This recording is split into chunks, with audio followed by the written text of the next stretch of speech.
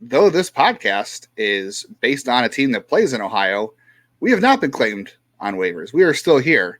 What you thought was going to be an off day going into September, we said things might get a little weird in this division race. That was not a prediction. But here we are, and things have gotten weird.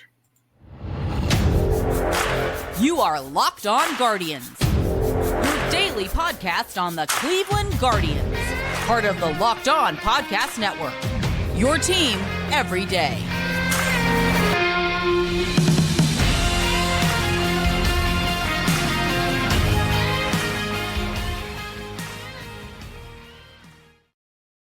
Hello and welcome to the Negative Guardians Fancast. According to the comments yesterday, at the trade deadline, we were too positive, and now we're too negative. Everyone was very mad about your comments about the Bo Naylor swing. As I explained, I didn't watch it. I had to go to meet the teacher night. So very mad about that. Very mad that we are too negative and that I refuse to accept that a 35-year-old coming off of 2 bad years is not the next all-star outfielder. Today's episode is brought to you by FanDuel. Make every moment more. Right now, new customers get $5, can bet $5 and get $200 in bonus bets guaranteed. Visit FanDuel.com/lockedon to get started. I think the important thing with Cole Calhoun here is the lesson the front office learned is to add as many former Angels as possible. That is the takeaway. So Cole Calhoun's performance is, he's been fantastic when he's here. But they went out and added 3 more Angels. And while Lucas Giolito is the big name, I'm going to argue he is the least impressive of this group. But first, do you want to explain how this happened since there was still confusion? Yeah, I think there's still a lot of people out there. And, maybe our listeners are a little more informed than we are giving credit for. But I know I've seen a lot of questions out there about how this happened. So the waiver trade deadline, as we know, and I forget what year it was. Essentially, if you go back to the Josh Donaldson trade, how the Guardians, the Indians got 21 or 20 was the last year of it. It hasn't been around, I think, only 2 years.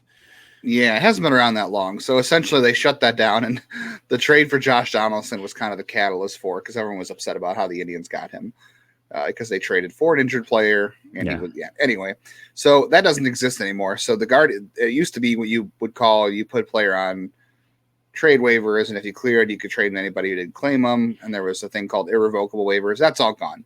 This is irrevocable waivers. So the Angels put all these guys in waivers with the purpose of, okay, if anybody claims them, they claim the player.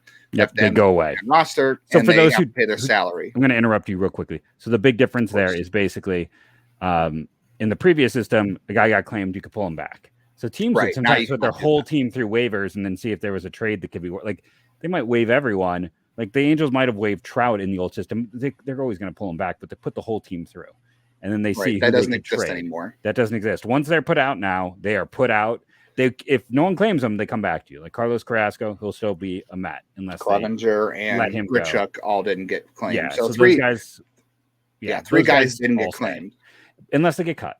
But this is the system where now Anaheim can't be like, oh, we did trade our second and third best prospects for these guys a month ago. Maybe we should bring them back.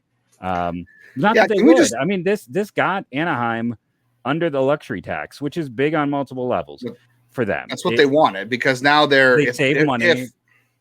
If they lose Ohtani, which they probably will lose Ohtani, their compensation pick for the qualifying offer now goes from after the fourth round to after the second round. But can we just point this out that the Angels like to market themselves as they play in Los Angeles. They don't really play in Los Angeles. That was a whole dispute years ago. Los Angeles Angels of Anaheim? You're saying that they're not truth? They're not. They're playing in Richfield as opposed to Cleveland like the Cavaliers used to or whatever. I don't know. I've never been to LA. But anyway, can we just point out the team that wants to market themselves as a big market LA team that has spent lots of money on Ohtani and Trout and Albert Pujols, all this other stuff, and this makes sense from a baseball perspective because they weren't going anywhere. The trades at the time were ill-advised anyway. Let's be honest about that. But they have now gone into tanking mode where they are the big market Los Angeles Angels with Trout and Ohtani are now playing for a better draft pick because of these cuts, these waivers. And the Guardians are paying a little over $3 million or $3 million, whatever the money is. It's $3 million something. Yeah, I've heard anywhere from 3 to 3.7. Yeah. So the Guardians are claiming these guys just for money, for no players in return, for that. Like, can we just explain how silly that is? Like, you have the big market Angels who have the two best players in the American League, and they're playing for a draft pick, and Cleveland's going for it. I guess they're going for it. Yeah, right? Angels have bad management. They keep losing draft picks. They haven't been able to build anything sustainable. Their draft picks have mostly bombed out. Like, they've been a poor, like, or they're in the big leagues already. Nolan Chanel and Zach Nato and Ben Joyce. Well, like, you're either in the majors or you're not good. Already hurt. But with the rest of that team, it's just they do such a poor job that you got the two biggest stars in baseball just in absolute, like, relative obscurity. Even though everyone knows who they are, because it's like you can't get that, they don't get that postseason shine because how bad the Angels are run. That is a terrible run organization through three GMs, and their last GM, who was awful at his job, he's the one who just ran the Mets into the ground. So good old Billy Epler there. So, you know, that's a good look. And again, it could be worse, guys. It could. I mean, worse. this was and this is also why you don't have a GM there whose job is as good as gone. So that GM at the deadline was trying to go out and make a trade, trading Kai Bush, who I love, and Edgar Cuero, the catcher I love. Like, both those guys would make the Guardians top 10. They might be in the top 5. 15 at the least, yeah. No, they would definitely be top 10. I have no doubt. Both those guys would be in the Guardians top 10. But a month later, they're going and doing this. And I know people are like, we want to talk about the players. I want to throw one other thing out before we talk about the players. A lot of people are like, why didn't they claim, you know, the hitters? Why did the Reds get the 2 outfielders? I think on a very basic level, Cole Calhoun, they're not going to mess with it. And I don't blame them for not messing with it right now. Again, I've stated I'm fine with him and his role for this year. Just let it be. Anyone who thinks enjoy him, Jeff. Enjoy him. But yeah, anyone who thinks it's going to continue for everyone who's mad at me about this, find me an example of a guy who had 2 bad years and at age 36, age 35, had a mini rebound and continued it through age 36. This could not be more Kareem Garcia than any situation I've seen. Enjoy it. He's doing great. He has earned his opportunities. He has absolutely been fantastic. He's a great leader. He needs to be with his team next year, but I'm not. Here's the negativity. But at the same time, you know, with him, and you don't want to take away his bats. To me, this is a good sign for Josh Naylor coming back and David Fry coming back, and that they want to give those guys opportunities. You said Cleveland traded Chris Roller away from AAA. Again, he's not on the 40-man roster, so you can trade that guy.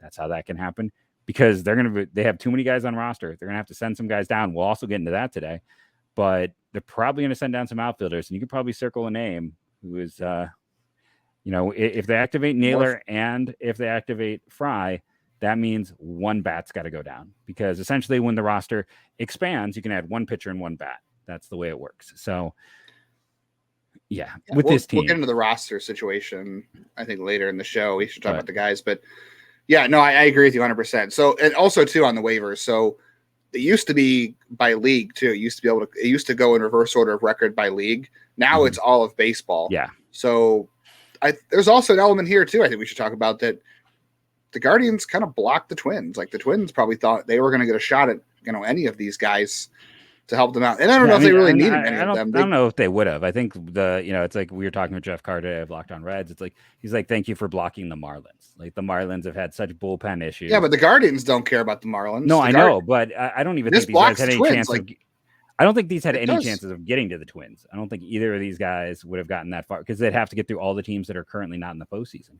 So you have to talk about all those teams that are on the cusp right now, and teams like the Giants. The Twins would have been, I'm sorry, the Yankees and the Red Sox would have been next. Yes, but I'm saying the Marlins, the Giants, those teams, I think, would have been ahead of them, because I believe it goes wild card, then division for claiming. So it's not here's the reverse order of record. Guardians right now, then it would have gone to Marlins. So the Marlins would have been next. And they would have taken the relievers for sure. And then need relief help for years. And then you would have the Diamondbacks, the Giants. Next would have been the Yankees. So the Yankees, who probably weren't going to. No. Then the Marlins, then the Diamondbacks, then the Giants, and then it would have been the Red taken Sox. Some pitching. They've had some problems with starters. They would have probably So the Marlins would. The Twins would have come right after the Giants and the Diamondbacks. Yeah. So I don't think that they would have had an opportunity, but hey, I think either some way, of these guys would have gotten there. I mean, Randall, they didn't want Grichuk, which is interesting. No, nobody. And they didn't. Nobody wanted Clevenger and Carrasco, sadly for Carrasco, but nobody wanted those guys. And also the Reds getting Bader and Renfroe means the Guardians passed on them because the Reds have a better record than the Guardians. So the Guardians had an attempt at first. I agree. So you have more time for David Fry in the outfield again, possibly Josh Naylor DH. It also means, a lack of September call-ups, too. You're not going to probably see Manzardo now. No. You're not going to see Cantillo. Brocchio's. You're not going to see Valera. Down there. I know people are going to love that we're going to wait till segment 2 to actually discuss these players, but we got segment 2 to spend some time to dig deep. And we got plenty of time. We got plenty of time to talk about 3 guys who, again, I think Lucas Giolito is the least interesting of the players added, and we'll get into that on today's Locked On Guardians.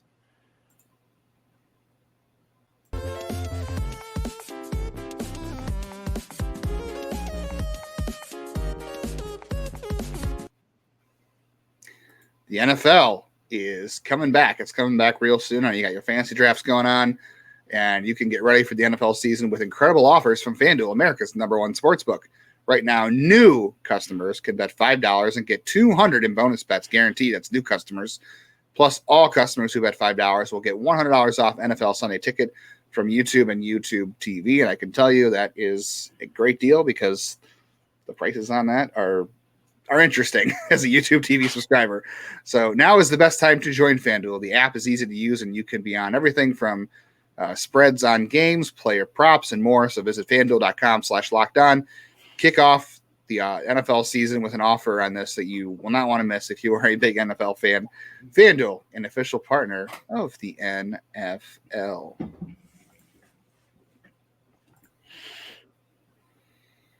Cal Quantrill comes back for the Guardians Friday night at 7:10 against Tyler Glasnow. Ooh, that's interesting. If you can't make the game or you're going to a high school football game, listen to the game on your SiriusXM app. Just search Guardians. All right. Do you want to get into your Giolito real quick, or do you want to? Yeah. So let's talk about the big name. Listen, big name. And a big dude. Lucas Giolito was a player before he blew out his arm. I thought I had a chance to be the first. There's never been a prep right-handed pitcher taken first overall in a draft. It's kind of a random fun fact. And he was looking that way. But the funny thing is he's not even the best guy from his high school team that belongs to Max Fried. They were teammates in high school. Talk about a rotation. Who was third? Oh, Jack Flaherty was the third. Yeah. And one could argue he's the third best in his group, Giolito. But he had that great, after he came over, they shortened his stride, they worked with him, and he's got good secondary offerings. But you can't look at his data and not notice, hey, look at that. There was the infamous thing where Josh Donaldson's yelling at him about hey, no more sticky hands. And his spin rate went from high percentile, so in 2021, you're looking at 73 percentile. In 2020, 68. 2022, 32. This year, 27. It's a ginormous 300 RPM change or 500. It might be 500 RPM change. But what drives this guy is the secondaries. It's not his fastball. It's those secondary pitches. He does have great extension. That's about the only positive. He can miss some bats. He's been terrible for the Angels. Absolutely terrible. But what this allows is he's better than Noah Syndergaard. I mean, let's be honest. I appreciate Thor for gutsing it out, but the way he talked was broken. He is broken. Yeah. He doesn't know how to fix what's wrong with him. Giolito can at least get by as a fifth starter. This allows you to kick Curry back in the bullpen, who, last start started to look a little tired as well. I mean, we talked about the big 3 rooks. I think Curry is still a rookie this year, right? Isn't technically 4 rookies. Yes. And while he hasn't been a starter all year, he's also has to be at we don't talk about his inning count, but his has to be extremely high as well because he was up first of all of those arms. I believe he was the first guy to come up, and then he started in the bullpen. He started the season in the bullpen because of the injury to McKenzie. Because it was Gaddis was going to be in the bullpen. Yeah, but then Curry's just been there getting innings all year, and he's been started out as the mop up guy, but then he became a guy that Tito went to. I don't know his exact. Oh, and before we dive too much further, I do want to give 2 quick shout outs here before I forget this, because I will forget it. So Beans was the guy who brought up the 20 home run thing. I messed that up. And Derek Deese, you're right. I do need to make a quick correction. Quan no longer has reverse platoon splits. So just wanted to make sure I'm correct on the show. Yeah. Come correct. While I pull up the innings pitched for him this year. Last year, Curry had over 100 innings in the minors, and this year he's at 80. So he's not at a career high innings total. But, I think the relief role he looked better in. And this allows you, and it also gives you another option to help if someone does get tired, if someone's, arm gets a little tired, if someone's knee gets a little cranky. You can kind of piggyback, yeah. Yeah, you can do some things with Curry and Giolito. It's better depth.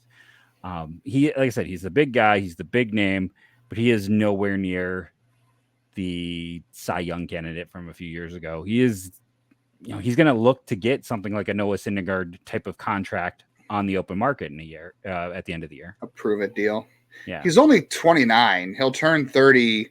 He'll turn 30 next July. So he's going to play most of next season at age 29. So. Yeah. He gets hit really hard. It's interesting. All three of these guys have home run rates per 9 over 1. This team loves guys who put the ball in the air, like the pitchers who, should also point out too, for Lucas Giolito's sake, it's not going to be an issue with Moore and Lopez because they're relievers. But for those who might ask, the Guardians cannot offer Lucas Giolito the qualifying offer because he was traded. You cannot. You have to be with the team all year now in order to get the qualifying offer. So that is out of the question for Giolito. That was out the window after the White Sox traded him. So and even though he had an ERA under 4 at the White Sox, his FIP was still 4.5. It was still not great. I would take that though. I mean, like you said, that's better than Syndergaard. And that's what I'm saying. I'm not okay. People are gonna be like, "Oh, Mr. Negative again." I'm just pointing out, I don't want people to think this is Giolito, who was an ace 2-3 years ago. This is he used to shove it against Cleveland when he had his plus change. He still has a good changeup. The changeup for him. No, the secondary pitches are solid. The fastball is not the best right now.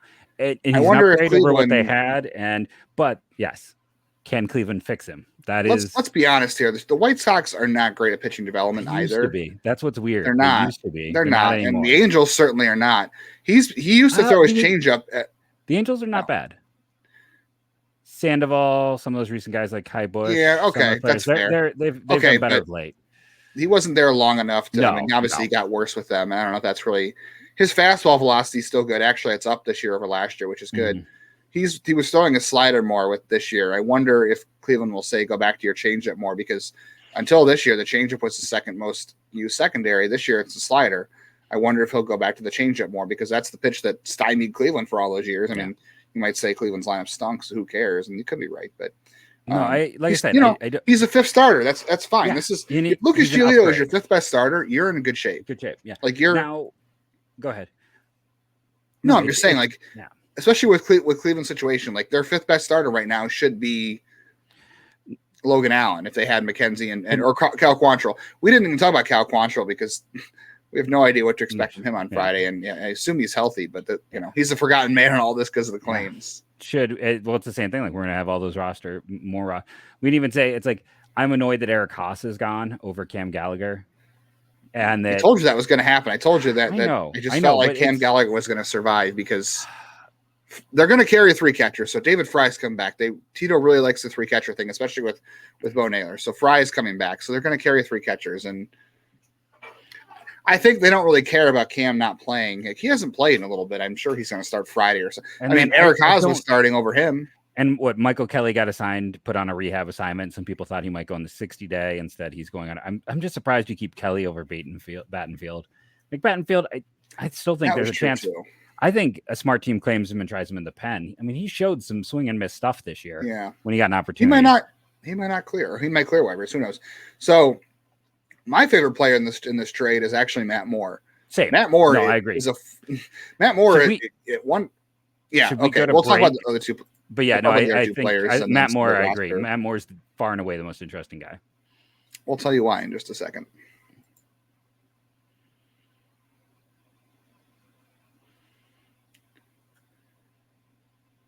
Before we get to Matt Moore, just remember that you can listen to the Guardians and Rays series all weekend long. It is a 3-game series, and I believe Aaron Savali is going to pitch one of those games again. How funny is that? But you can listen to all the action on your Sirius XM app. Just search Guardians on the app. Can we talk about how Matt Moore and Giolito did like a Freaky Friday. Like I talked about how that happened last year with Miles Straw. Like 2021, Matt Moore looks like he is done with baseball. He is terrible. Right. And then the last 2 years, he's been good. Teams finally realized he's not a starter. He's a reliever. Yeah. Matt Moore, though, is a former number 1 overall prospect. Like, he was the number 1 prospect in baseball for a lot of people when he came up with the Rays. He had a hard fastball. He started a playoff game for them, I think, without even like being around for a major league game at some point. I forget or was that David Price? I can't remember. Anyway, Matt Moore, great starter for the Rays before he left there, and his arm kind of went kaput after that. But he has completely revamped his career as a reliever. His changeup is really good. He threw 9 innings that year before he pitched in the postseason. Yeah, I mean, that was so weird. But this guy's got a bunch of good secondaries now. Like, this used to be a very fastball heavy guy. I mean, he even made the All-Star game as a starter. Like, he had some good years earlier in his career. He was, Yeah, and then it's, it started to come unwound, and then this bullpen. This year, he's got, if you look at his arsenal this year, the force team's still really good. He is throwing pretty hard. He still throws 94, 95, so that's good. And it spins. It's 70th percentile. It's got a lot of spin. It has gotten hit hard this year, but if you look at his run value by pitch, he is +5 in the run value category for his fastball and a +8 with his changeup. Yeah. So he's got a 3-pitch mix, and he's got 2 pitches that are above average in terms of run value. What that means is the changeup is often the one that's almost like your platoon advantage, right? Like that is the weapon against righties for him is the change, right? Yeah, and he only throws it. He's only thrown 17 changeups to lefties all year. So it's essentially he throws all fastballs and curveballs to righties. But it's what allows him to be so effective. It doesn't like he's not a loogie, and it's really fun because now you don't have to like Tim Herron. I still believe in Tim Herron, yes, but you're not going to call him back up this year, obviously. No. But now you have a second lefty. Henches, by the way, we talked about this yesterday. Sam Henches has 14 straight scoreless innings. He is really starting to pick it back up where he was last year. Like the guy from a year ago. But saying that, I think now you add Matt Moore. I think Matt Moore is the best lefty on the team. Day one. Oh, 100%. Yeah. That like the changeup really makes him a different player. And he's got better command than Henches. You want to talk about like missing bats. Chase percentile 96th. Like guys, he makes guys look silly. Like he plain and simply makes guys swing out of the zone. That fastball moves. And Matt Moore is probably the 30%, name that is 32% whiff rate on his changeup, 34 in the curve. He hasn't done the curve that much. And he was in the last 2 years, he was with Texas and he was with the Angels. And why is that important? Because we know the AL West is really good, right? Like the top of that is very offensively strong. He got $7.5 million this year. $7.5 million after his rebound with Texas. He was a relatively that's pricey on a 1-year contract for a 34-year-old who had only had 1 good year of data. So he goes there and he's awesome for them, but he's facing, this year it's the balanced schedule, so not as much, but a year ago he was just as good facing an AL West where he was with Texas, where Texas was still not good, facing, Seattle a bunch, facing Houston a bunch. Yeah, also facing Oakland a bunch, facing Los Angeles, where the offense was good in Los Angeles. Last year, Taylor Blake Ward's my friend. Taylor Ward was great. Mike Trout was great. Ohtani was great. He had to face a lot of tough teams a year ago in an unbalanced schedule, and he was great. We got 2 years of great data. He is the best player they added. He could be their 7th inning guy from the start. Like if Stefan's pitched better of late, it might now be more Stefan Clase. But now you shorten the games. Here's the thing with this. 100%. You and I want to talk about expectations because we were talking yesterday about how we're having more fun watching this team because the expectations aren't there. This entire move changes expectations. It has to. You don't add $3 million to your payroll in September and 3 guys who have had success at the major league level who are all pending free agents. And it might just be a dart throw, like, all right, let's see what happens. And I do think there is some element to blocking the Twins a little bit, which is hilarious to me because the Twins now, their non-trade deadline moves look hilarious. But this shortens games. Now it has an impact everywhere. The bullpen is better because of this, although I like Lopez, but there's some issues there. Lopez is Nick Sandlin, like high walk, good velocity. Like he's plus Nick Sandlin. Nick Sandlin's going down. Like let's be honest, Sandlin and Cody Morris. Sandlin had a rough August. I don't know. I mean, Lopez's control this year has not been good. The last 2 years, his control was really good. Yeah. This year, it's evaded him. He throws hard. He still throws 98. Sandlin doesn't throw 98. Yeah. So there is that, and he misses a lot of bats. He is the most home run prone. No, he's not actually. I thought he was the most home run prone of them all. I mean, I guess that is Giolito based on volume, but yeah, Lopez, I feel like is he fits in the bullpen well because he has stretches where he's very dominant. He has stretches where it kind of falls off. So I'm a little bit nervous about him. That's why we both said Matt Moore is the best pitcher. He's got the higher upside, and there's definitely been points where Lopez and was it the funny great stat I think maybe you sent me where it's like they were traded together twice and then waiver claimed. So this is their third move as a unit because they went over in the Adam Eaton deal, went over at the deadline deal, and both claimed here. Listen, so weird. He's Reynaldo Lopez. If you move Curry back to the pen, your bottom two relievers might be Reynaldo Lopez and Xavier Curry. Like that is what they're talking about, shorting the game. Like if you can only get 5 out of some of those rookies for the rest of the year, then hey, you go to the pen and you have a guy with some of the best velocity in baseball coming in to pitch the 6th. And if he's not sharp, then you're like, oh well, we've got 14 pitchers right now, so we can afford to go get someone else out. They're gonna pitch like this is the postseason. This is going to be a postseason run. It essentially is. Look, month. If they want to get serious, if this is a serious, we're going to try this month. I mean, the schedule is a little not as hard as it was in August, but it's still tough. You've got the 3 against Minnesota, and then you've got the Angels, who obviously just gave up. So they are actually down to where's strength of schedule. They're 14th, as we talked about. They were third in August. They were third at the trade deadline. They've kind of gotten through the roughest part of it. Now that's not to say it's they still have 4 against Baltimore. But after these 3 against the Rays, your next toughest team is Texas, who's been in free fall. Oh, yeah, Minnesota. Minnesota. They're still in free. I mean, I think Texas is better than Minnesota. They are, but you can't obviously at the stage of the season. And if you're getting serious, but I'm just saying. But here we are. In terms of strength of schedule, you have a team in free fall that is your second toughest team left after. It all comes down to the Twin Series, right? You have to take 2 or 3 from them now. Need to get your second sweep of the year. Need to get that second sweep of the year. You really should. And we said yesterday, the funny thing is, if Cleveland wins just one more game against the Twins, they hold the tiebreaker for the season series. So if by some weird measure, these 2 teams have the same record at the end of the year, Cleveland wins the division.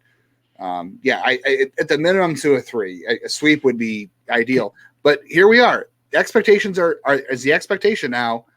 They need to win the division, and of course, based on 3 waiver claims. Yeah, and the other fun thing with all of this is, I'm asking is the expectation. Yesterday, the expectation was this is it's goofy, it's close. I think that the expectation is they're going to try. I don't think you can sit back and say they have to win because they're so far out and there's such a limited game. Like you can't say when you're 5 out, you can't say the expectation is this. You're going to win it all. You're gonna make the postseason. The expectation is you're gonna compete. Like right now, before it was like, okay, are you gonna be disappointed if they miss out in the playoffs after making these moves? It doesn't change a thing for you. No, because it's still they're so far back. It's an uphill climb. I mean, I'm not gonna be disappointed if they end up 6 games back. If they end up playing worse down the stretch, I'll be disappointed. But then I'll also be like, hey, higher draft pick to balance it out. But it is a large gap right now. We have to address it. It's what 5 games. Mm-hmm. That's essentially big. It's essentially 4 if you win one more game against the Twins. It's essentially 4 because all you got to do is tie with them at the end. Yeah, but if you win one more game against the Twins, then that means it's 5 again because you lost 2 out of 3. If you only win 1. No, I know what you're saying, but I'm saying essentially at this point it's still 4 if all you got to do is finish the tie. I don't think I can sit back and say the expectation is they have to. Well, now you're not talking about it. Right, but now you're not talking about September being a time to play young guys. Like, yes, the roster is still young. You still have 4 rookies. You still have 3 rookie starters because we think Curry's going back to the bullpen. You still have Arias and Naylor, and you're still going to try to play Freeman. Better. They are. You're still trying to play young guys. Going to be playing. Though, I mean, I guess if Naylor comes back, maybe they're putting Naylor as the DH just to rest him up with his injury. So maybe Calhoun stays at first. Then you're probably, as much as people want Straw David to be Fry's done, got to play against lefties. David Fry, it's as much as people want Straw to be done. Like you can go back to that comment Tito made where he's like, I don't think so. I think, and as much as I would have loved them to have claimed Renfroe or Bader or even Gerchak, honestly, they apparently believe in those young guys. So against lefties now, though, you have there's no reason to start Brennan against a lefty because you can play Fry in right field against a lefty. You can put Laureano in center. You can bring out a defensive replacement late in the game. So you have those options available to you. We talked about Oscar going down for Naylor and Fry. That's going to be a thing. They'll have to send one pitcher down for one of those guys too. So you're still, I guess, playing some young guys. Like you're going to play Fry against Columbus has one outfielder on the roster right now, so they're definitely sending down an outfielder. It's not going to be Freeman. Like we can state that. I mean, not that they have another. Yeah. Anyways, so you're still playing some young guys. Laureano is still a guy you're playing to see if he's worth keeping next year. You know, Calhoun, that is what it is. So you're still playing some young guys, but you're not going to get a look at Manzardo. I'm not going to go there. Yeah, if you didn't miss the moves, Eric Haas is one of the DFAs. That's my only. That's really my only complaint on the day. That's my only complaint. Yeah. You know, so, it's like I understand some of the others. I didn't love the waivers. I would have done them differently, but that's me. So you're still playing. You know, we're not going to play. Manzardo's not going to get a look in September now. Valera's not. Cantillo's not. Morris is likely Jonathan going back Rodriguez down. is not. No, Morris is going to go back down, who you needed to get a look at too. So the fact that you are not getting more opportunities for young guys because you went out and you claimed a couple of veteran players, and you have Calhoun and Laureano who are taking up at bats, you're not really totally playing for development. They really are trying to. They're going thread this needle. They are going. So that's what I'm saying. So the expectation here is they're trying to win, and if they don't chase down the Twins, I think there is a reason to be disappointed because, and I know people have, you know, claimed in the past we're Dolan bootlickers, whatever. I don't think that's true because we continue to say how he's a bottom 10 owner. It's funny because I got accused of that, and then I had Avery come at me today about how I'm pandering to the masses and calling him. So I just can't please me. But you can't please that. You know, there's no Goldilocks here or whatever. I figure since both sides say I'm doing it right. Let's also point this out too. I think Anthony made a good point. They didn't have to give up players in exchange for getting these guys. All they had to do is give up money, and it's something in the range of $3 million for 1 month. It's not $3 million for the season. It is $3 million for this month alone for these guys. They're essentially free agent signings right now. That's what they are. And you know, you talk about they save money on Josh Bell, they save money on Med Rosario, they save money on Aaron Savali. Didn't really save money on Ahmed though, right? That was 100% an even exchange. It was because of the Syndergaard thing. You're right. It was just Savali. I mean, and they still, they did save more. Let's be fair. The Bell savings alone was more than this, and then Savali. But they took on the cash to end the season with these three guys, and that's. But yeah, Savali was only about $1 million in savings. It wasn't a ton. It's better than they've done in the past in terms of how they've handled that. So here's why I'm not disappointed. I was having fun with this team anyways. It was nice seeing Gabby, nice seeing Naylor, nice seeing the young rookie pitchers. They have 5 really interesting young players that we know are going to play every day. It was an interesting team. You get Naylor back, and I was curious to see how they perform because he was the offense ascending. Should get better. He was ascending to another level offensively. So you put all those pieces together, and now they go out and make a big. I could say ballsy. They made a big ballsy move here, and if they fall short, they fall short. But I love that they tried. That's why I'm not disappointed. I love that they went out and did this, and I love that they're going to go for it. And they're saying, "Hey, you know what?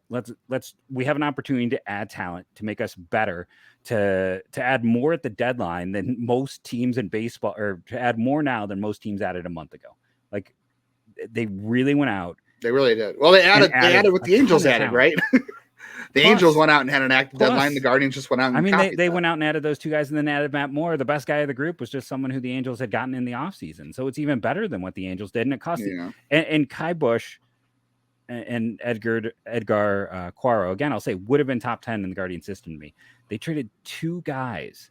Traded nothing. Cash. Yeah, for the Angels. The Angels gave up their number 2 and number 3 prospects for I shouldn't say bad system. I mean, it's a bad. Not system. a great. It's not a great system. So when you say their 2 or 3 prospects, it might be different. But that's why it's like closer. I mean, like these are guys who probably win 8, 9, 10, 11, somewhere in that like 8 to 12 range. Let's just put it there.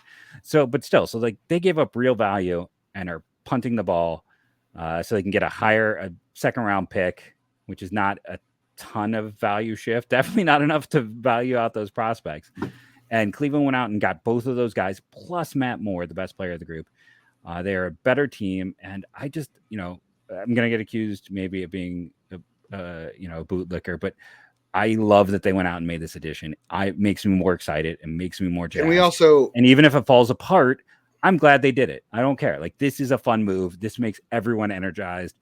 If you are not happy right now, I don't know what to tell you. Like, this is a fun move for a team that's been fun of late. So it's fun on top of fun. Let's just enjoy it. We also didn't even mention the impact here that if this is Tito's likely last year, I mean, how much does that play into it? Making these moves, you're at least going into September with a puncher's chance. Zach's piece today was like pretty much saying out and out that like this is Tito's last month. I feel like he said that like 3 times. You're giving this year has not gone as planned. Obviously, like imagine we're going a little bit long here, but at this point we might as well. And I think when we have a big move, like this is a huge move. Like we talked about, this would have been like if they did this back in August, this would have been the biggest acquisitions at the deadline, adding all 3 of these guys. You go out and you compare to what the Dodgers added 3 backups essentially. You don't have a lot of teams going out and added 3 like potential impact players. I mean, the Angels, I gave kudos to the Angels because I thought, you got to go for it. Otherwise you're going to lose Tani. Now you have to try dumb decisions. But now they're tanking and being cheap, which again, from their perspective, it makes sense because they're not gonna retain Ohtani. They're not gonna make the playoffs. They might as well do this. Doesn't mean it's a competitive move. It's not good for baseball, but it's good for the Guardians. We didn't even get into the whole Tito impact here because, do the Guardians do this if it's not Tito's last year? I don't really know. Maybe they do just because I think they do. I agree. I do too, but it's also interesting that, at least this, like I said, at least gives them a puncher's chance in September. Because if the offense played well against Toronto and some with the Dodgers and the Twins, 9 straight games, they're going to add 9 straight games. And you're going to add that all year, and you're going to add Naylor and you're going to add Fry. You should have a platoon advantage. You're going to be able to shorten the game on these rookie pitchers. They don't have to dig as deep because you can go to a deeper bullpen now. People too, I want to clarify. I think Gaddis goes for Quantrill tomorrow. Yes. That was already probably a planned move anyway. Mm-hmm. Curry goes back to the bullpen. The Guardians have to send 2 pitchers to AAA because you can have a 28-man roster in September, but it has to be 14 pitchers. You cannot have more than that. So we both said probably Morris and we think Sandlin, but maybe Karinchak. One of those two of those 3 are definitely going to pitch better of late. Sandlin has, And then maybe they're trying to rebuild some trade value for Karinchak. And I think so. I guess the one question then is, does Sandlin? No matter what, he would burn the option. So it doesn't. He's already. Sandlin's never been optioned, oddly enough, because he's always been injured. He's got 3 options. Karinchak has 2. Yeah. 2 of those 3 guys are going down. Definitely Morris. Yeah. And it's one of Karinchak or Sandlin. They've stuck with Sandlin this far, so I don't know. It's been a really bad month. You and I defended him to the hilt, and he was so good through July, and then he's just. He was. It's not so. Good now. 2 of those 3, and I think the other guys coming, and the guys you're going to add probably Fry. They already said Fry would be ready for Friday, and then I think Naylor played tonight. They're probably going to want to do one more rehab game with Naylor at the least. And you don't have to have a 28-man roster on September 1st. You don't have to call them all up at the same time. They just have to add Naylor. They'll add Naylor whenever he's ready. So you could add Fry tomorrow, and then you can send Gonzalez down for Naylor after you get those 2 pitchers down. So it's going to be interesting. I don't know. I guess they're giving themselves a chance here in September. Like I said, the only thing is now don't expect Valera. Don't expect Manzardo. Don't expect Jonathan Rodriguez or Joey Cantillo. That's not happening now the way this is working out. And also, don't expect McKenzie and Bieber. I know they're both throwing bullpens right now, but I don't even know how you would go about adding them. Like if those 2 guys, if somehow it happens where, hey, these 2 guys are ready to pitch like an inning or 2 in the majors at the end of the year. Michael Kelly is still sitting there. That's well, yeah, but he's not on the 28-man roster is what I'm saying. So, you mean in terms of that? Well, I guess you can add 1, right? Because Sandlin and 99, one of them is staying. Yeah. So, I guess, Curry. Yeah. Or if it gets down to it, if one of these, if Gavin Williams goes on the DL, or if a pitcher ends up like kind of a tired arm, which is what they would do if someone is at the end of the year. I'm like, okay, but they won't do that if they're fighting for the postseason. Yeah, or if they're pitching well. But I think if they do 2 bad starts in a row, that might happen. If this works out, if these moves work, and the Guardians especially if those better, if they feel like Bieber and McKenzie are ready to go and ready to make an impact, and the young guy is struggling, that's when we'd see that occur. Yeah, but I'm saying like what do you do if you get to like the last 2 weeks of the year and you're like, I don't know, let's say they close the gap to a game or 2 games. It's realistic where you can get back in and you have all these pitchers. Like, let's say Williams is doing good. Bivey's doing good. Allen's doing good. Quantrill, I guess we'll see. And Quantrill and Giolito are the interesting factors here. We have no idea what to expect from Quantrill. But if they're all pitching well and you're like, oh, we should get Bieber McKenzie back for an inning at the end of the year. I don't know how you work them back in if you have a chance to get in the postseason if all this is working. I mean, these things tend to work themselves out, like we always say. So. But and then I'll just, like I said, again, there's 3 pitchers who aren't necessarily stalwarts. So especially if it's McKenzie who's thrown like 4 innings, 10 innings at most this year. If he's ready to go, it's going to be easier for him to slot in as a reliever for the last month and then just have a real weapon in the pen. If they're all pitching well, then you're in competition with a chance of the postseason. And imagine being able to add Tristan McKenzie as another bullpen arm. That's true. God, if you get, yeah. All I can say is September is not going to be boring. The Guardians actually had their worst month of the year in August, which is surprising, but it ended on a good note. And now they've decided, all right, we're going to try. And because of this weird circumstance that really has never happened before, September is not going to be boring. It's going to be an interesting month. I mean, it was going to be interesting anyway.